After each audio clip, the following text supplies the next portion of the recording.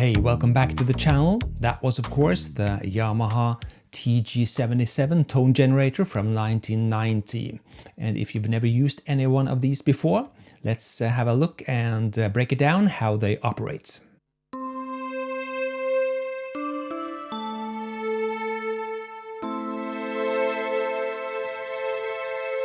And here's a typical voice on a TG77. This sound is made up of two elements, where one element is from FM and one element is from wave memory. And if I go into edit mode, you can see it on the top screen here, element 1 AFM and element 2 AWM, advanced FM and advanced wave memory. At the bottom of the screen we have 4 function keys, where the first one is called mode, and this is where you set up the configuration of how you want to arrange your elements. The most complex one, number 10, uses 2 FM elements and 2 wave memory elements. If you go into the common mode or common page, you will see that this is where you set up global parameters that affects the voice as a whole, all the elements at once. This is where you set up things like effects routing, effects themselves, individual outputs, levels, pans, note limits, note ranges, note shifts, etc., etc. So to change these, we have to cursor to them, press enter, and then we're in the submenu where we can do the changes. Here you can see both elements, E1 and E2, and you can set their levels. So let's turn off the FM element. So here we're listening to the wave memory only, E2. And that's the FM element, E1 only. So let's stay there for the time being. We've turned off E2 now. We're listening only to the FM element E1. And this is a DX7 on steroids, very advanced, and you can do a lot here. Just check out the algorithm number 42. In the original DX7 you had 32 different algorithms. Here we have 45 different algorithms.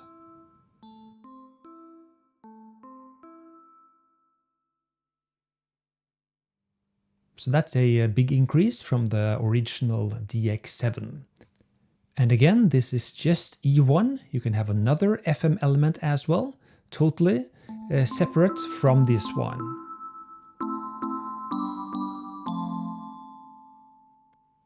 Now you can even route noise or the wave memory itself into your FM algorithms. And just as the TX802 below it, you can also use the buttons on the unit itself to turn off operators while you're editing, etc., etc. So that's the algorithms, but let's check out the oscillators as well. If you remember back, the original DX7 could only use a sine wave in its operator. With the module 81Z coming a little later, they increased the number of waveforms you could use in the operators, and this is also true. With the TG77, you have 16 different waveforms to use in your operators here. So you're beginning to see that the TG77 goes way beyond the original DX7 and the original concept of FM synthesis.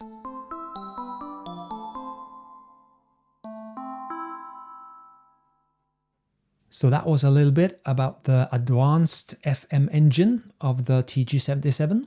Let's go back to the common page and turn down the volume of E1, the FM part, and let's turn back on the wave memory part, E2. And let's see how that works. And this is where we set a wave as oscillator or a wave set. This is a typical synth with a sampled sound as a building block. So there are 112 different waves to choose from here, and you can also use the FM part as a wave if you want to. Included in those 112 samples, there are a lot of drum sounds as well. So let's go for that analog brass part as a wave. Let's check out the envelope generator. And this had a very long attack, so let's adjust that to a little shorter or faster. So let's go back to the levels and see how these two blend together.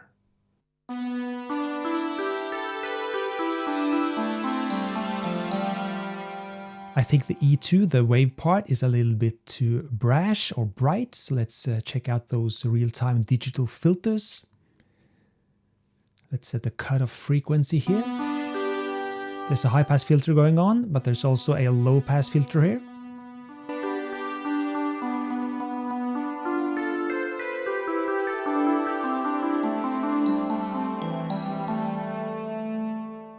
So that works nicely. Let's go back to E2 and change the filter there as well. So this is a DX7 with a filter on steroids. So let's change that frequency there.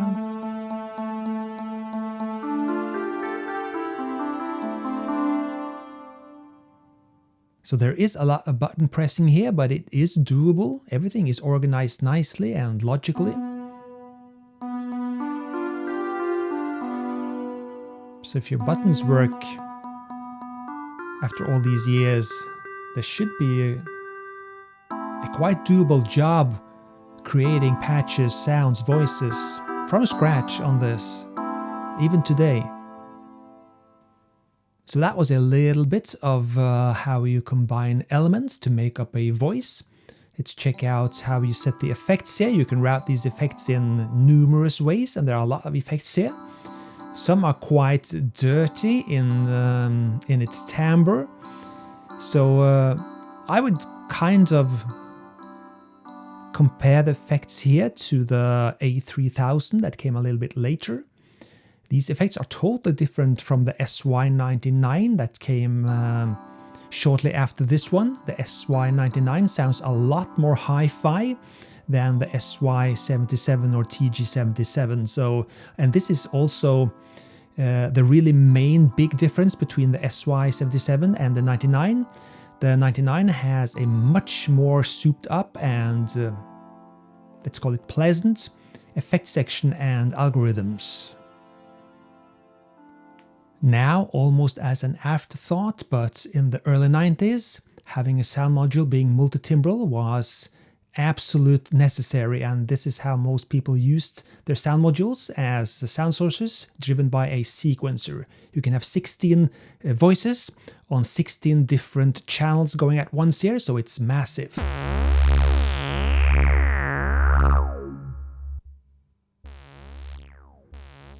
That's right, you have a effects bypass button on the TG77. All synths with effects should have a button like this. Absolutely wonderful. It sounds better without effects, actually. This would totally obliterate the older flagship Yamaha FM synth module, the TX802.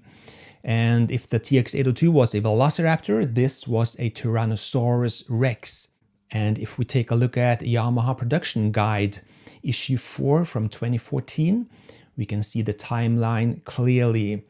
The TX series from the 80s spawned this SY-TG series from the early 90s. That in turn spawned the EX series that came in the late 90s, which in turn was the forefather of the motif coming in 2001. So Yamaha constantly improved and souped up its old FM technology for new audiences and customers. But let's go back to the TG77, which is the focus of this video. If you download patches for the 77 on internet, you will find that a lot of these sounds very mid-90s techno. Not interesting to me, but if that's what you're going for, you'll find a gazillion of these. Here are some of the patches I like. Some of these sounds are also from the demo song in the beginning of the video, so let's go.